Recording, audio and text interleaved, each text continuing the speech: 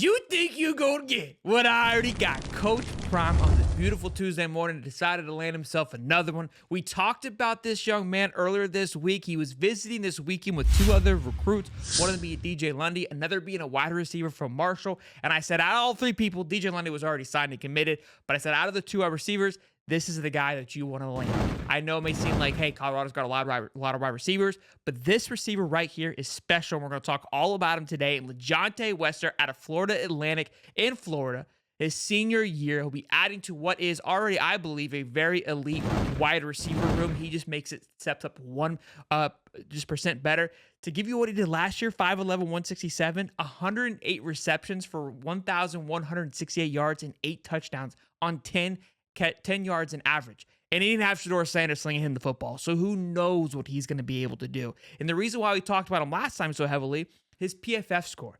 This young man is a dog, okay? Ranking 32nd overall for all wide receivers last year in PFF. Offensive grade of 83.4, which put him at 31st, and then receiving grade puts him at 87.5, which puts him at 26th overall out of 968 wide receivers. So this is arguably probably one of the best additions to this room just off sheer production from last year. Again, Travis Hunter, we know the connection that Shedeur and Travis have, but LeJontay Wester here, this is an absolute big one. Looks like this will be his last year because he is going to be a senior. Love this pickup a lot of snaps under his belt. And again, this is adding to what is already a very thick wide receiver room. Take a look at now what this class is going to look like. We got Jimmy Horn Jr., who played last year, came from USF. We got Will Shepard, who just transferred in this year, right? You've got LeJontay Wester, we're just talking about right now, transferring from Florida Atlantic. Terrell Timmons Jr., who transferred in this year as well. Tarvis Donson Jr., Amario Miller, and then a few redshirt freshmen as well. So a very thick class. Again, Terrell, Tarvish, those are juniors. You got Amario as a Miller. Obviously, we know Travis Hunter. He still will have another year in his belt unless he chooses to go pro after this year. So this wide receiver room, which again was very healthy, is starting to look extremely healthy. Don't forget about the tight end that Colorado's crystal ball for that has the 1 year of JUCO under his belt. You could be looking at him because with the addition of LeJontay Wester, this puts them at 80 total scholarships now. And I believe the magic number is 83 or 85. So with the addition of LeJontay, with the addition of that tight end that seems to be coming to fruition, just don't know when yet, that puts them at 81. So you've got a few spots left over. Where do you go? There's that defensive lineman from Louisville still making his visits, set to make a visit at Colorado. When it's going to happen, I don't know, but that could be number 82.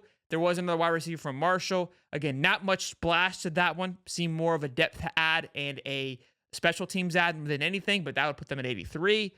I could see them rolling into the spring with 83, maybe 84, maybe a few guys leave after the spring game, kind of like last year. The portal will reopen back up, and maybe a few kids that went to some schools that visited Colorado felt like, okay, this isn't what I thought it was going to be. I'm going to go ahead and go there.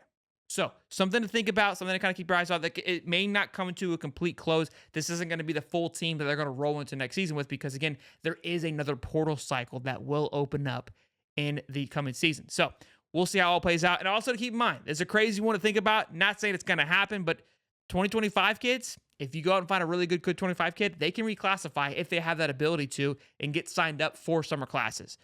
So all these things are a possibility on, again, how does the filling out this class look like? Not saying that they're worried about filling out the scholarships, but you never want to go into the season with extra scholarships on your hands. So how that plays out, we'll see. But big ad here on a Tuesday. We'll see how the rest of the week continues to play out. Still got a defense coordinator role they got to fill out. So I imagine that news should be dropping here shortly as all NFL games have come to a close. If they're looking at the NFL, right? If they're looking at other college teams for a defensive coordinator, all those games are done now. So I would expect a lot of movement starting to happen for a lot of teams. So if you're just a college football fan in general, things are going to start getting a little bit of rambunctious here because as we have to get kids enrolled before the new semester, you got to get your strength and conditioning coach ready. All these things got to get moved on in the next month or so. So it's going to be wild.